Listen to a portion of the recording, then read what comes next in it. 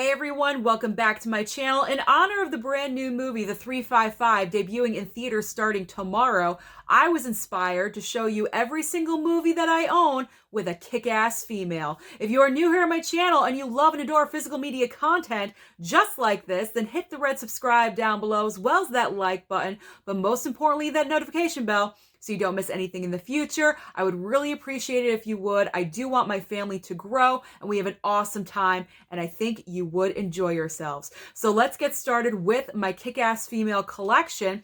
I've divided it up into different categories and I'm going to begin with the OGs. At least these are the OGs for my age group. I'm a little bit older than most viewers probably of this channel.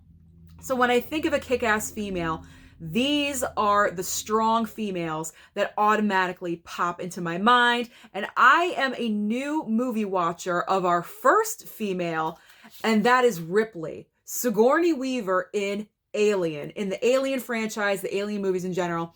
I've only watched the first two so far, but she is the OG. She defines, at least she defined back in the day what a strong female should be. She really was the first female action hero, if you think about it. And if I'm wrong about that, please let me know. But at least from what I've heard, that's what's been said. So she is so strong. She's amazing in these movies, and she just does what she can with what's around her to make it work, to survive these movies. And I'm looking forward to seeing the rest of them. I know probably they're not as good as the first two, but I still gotta watch them and give them a chance.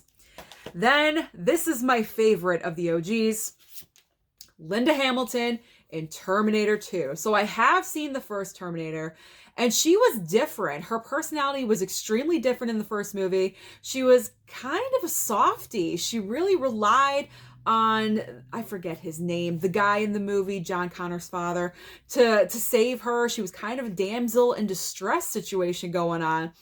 But this is a complete 180 turn for Terminator 2. She is a badass in this movie. You do not want to mess around with her. And like I said, this was my first real exposure to an action female, a lead action female. And she's absolutely amazing. I love her. I love her in T2. She's incredible.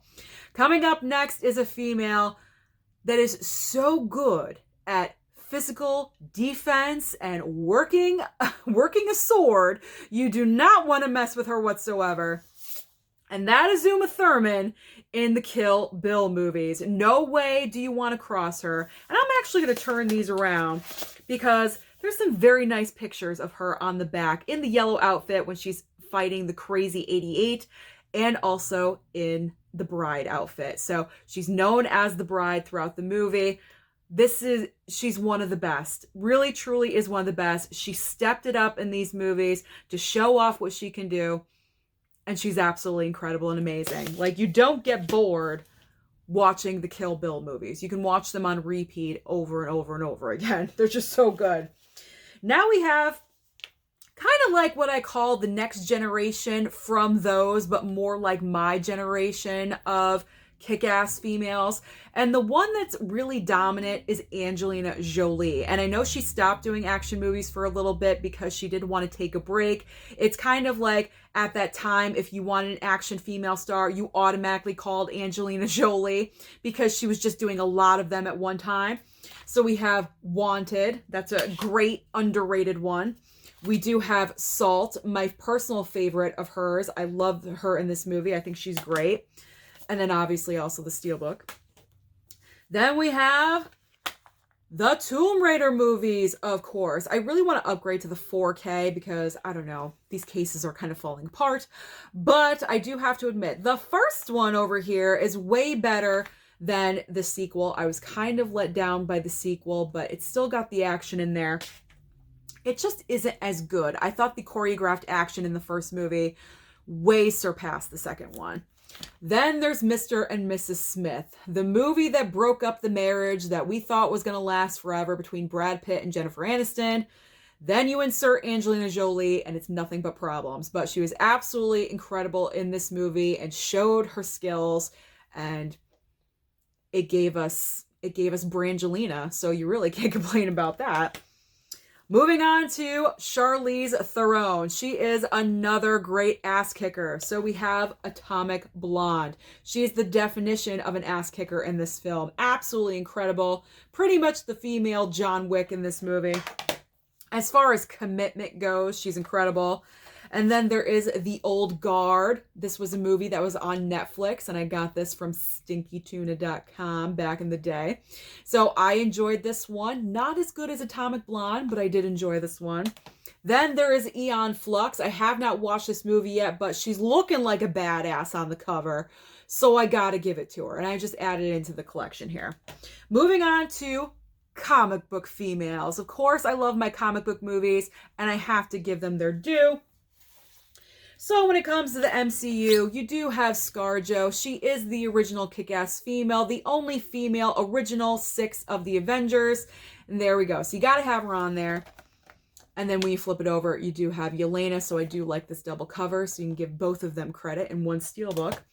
And then Captain Marvel. I know a lot of you hate on her, have a lot of things to say about her, but she is the strongest Avenger, in my opinion. She was the only one able to take down Thanos' ship in Avengers Endgame. So that does have to count for something. You got to give her credit. You really do. Now we have, you know I love my Harley Quinn. And she is strong. She is goofy, but she does kick ass. So obviously her Birds of Prey movie is going to be the focal point because it is her movie. She's the lead female.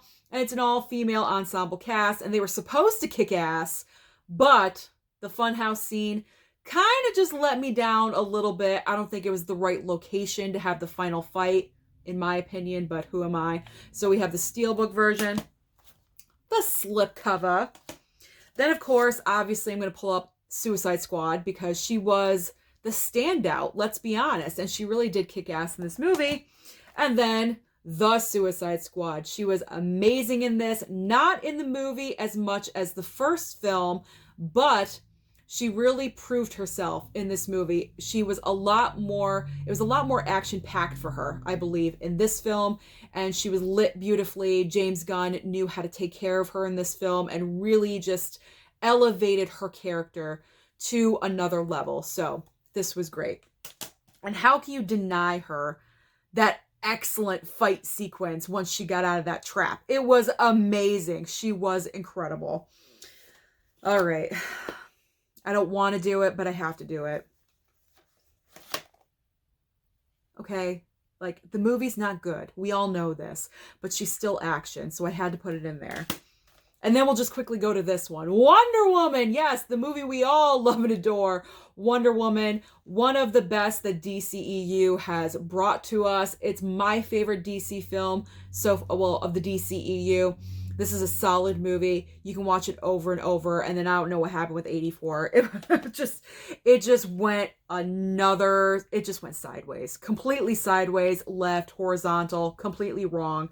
And then, just to prove that you don't need to be past puberty to kick some ass, kick ass. Chloe Grace Moretz's character, she is a little badass in this film, and I just have to acknowledge that because she really did stand out for me, and I enjoyed her in this film. So there we go. You can be 12 years old and kick some butt. Moving on to our horror category, because yes, females can kick ass in horror movies sometimes. Not all the time, but sometimes. So I am going to honor the OG, which is Jamie Lee Curtis in Halloween. Now, she doesn't necessarily kick ass in this movie, but throughout the franchise, I wasn't going to drag out the entire Halloween franchise. I'm not going to do that. So this steelbook represents the entire Halloween franchise where Jamie Lee is kicking butt. Then, obviously, I have to acknowledge our girl with her new movie next week, Neve Campbell in Scream. So we have the steelbook and the slipcover. She is great in these movies because she does acknowledge the whole, big breasts running out the door, and they should be going out the door, but they're running upstairs, and then she does the same exact thing. But she does redeem herself throughout the movie. because she uses her mind, she uses her brain to get out of situations, to escape the killer time and time again, and that's what I love about her. And she's punching and she's kicking, and she's doing everything she can to survive. So that's got to be respected, because in most movies, as I've seen, as you know, new to horror, the lead females, they just stand there and they're like, they brace themselves and they scream and they get murdered, where Neve Campbell is actually running for her life and she wants to survive. So that's a breath of fresh air. Moving on to The Hunt. If you guys have not seen this film, what's her name? Betty Gilpin on the front right here. Ass kicker. Definition of an ass kicker. You do not want to mess with her whatsoever. She will blow your head off in 2 seconds to survive. This movie is really short. It's about 1 hour and 20 minutes, but I wished it was longer because she was highly entertaining in this film, and I just wanted to see where she could go next. They're probably not going to do a sequel to this because it didn't do very well at the box office, because that's when all the movie theaters started shutting down. But man, this one is underrated. Underrated if you have not seen it. Going next to The Invisible Man. Elizabeth Moss is trying to fight someone that she can't see, but she does an incredible job, because here she is trying to maneuver and manipulate herself into different positions, and she is doing a fantastic job fighting against nothing. So I thought she deserved a lot of credit for this film. And then ending with the horror category, Ready or Not. This was a fun movie. Samara Weaving, this is like her breakout role. I knew that she did other movies prior to this, but after this movie came out, she literally became a household name. She's kicking ass in a wedding dress, wearing yellow Converses, and anytime you can wear Converses and kick ass, I am there. She pretty much took down the entire family to survive, and so she definitely needs and deserves credit for that. Moving on to kind of just like the miscellaneous category, like, oh, all these ones are ass kickers. So let's move on to here. We have a couple of ScarJo titles. So we do have Lucy. I have not officially watched this one yet, but from the back cover, she's looking like she's ready, and you don't want to mess with her. So I put it in there. And then, of course, Ghost in the Shell. Then we have Jennifer Lawrence in Red Sparrow. It's been a while since I've watched this one, so from what I remember, I believe she kicked ass in this one. I think that's why I put it in there. I believe she kicked ass. I'm hoping she did. Let me know down below if you remember that.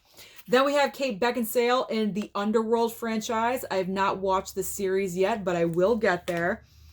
And Mila Jovovich, that's how you say her name, in the Resident Evil franchise. Again, I have not seen this one yet either. And Jennifer Lawrence in The Hunger Games, all 4 movies. I stopped at the second one, so I need to watch the third and the fourth movies.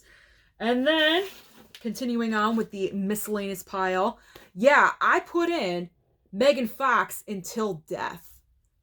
You want to know the reason why? Because she survived being handcuffed to a body and walking on ice. That's pretty impressive. And I know it's fake. I know the whole entire situation is fake.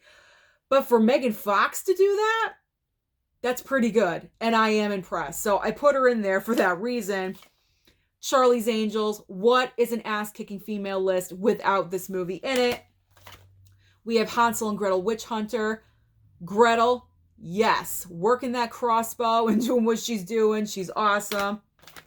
You got to have Buffy the Vampire Slayer. If you do not, then you need to get it in your collection. Florence Pugh in Fighting with My Family. Again, the definition of kicking ass and being a badass female. Ending with Alicia Vikander, if that's how you say her name, I think it is, in the reboot of Tomb Raider. So those are all the movies that I have in my collection with some kick-ass females. Let me know down below who is your favorite kick-ass female. Don't forget to like and subscribe down below, and I'll see you next time.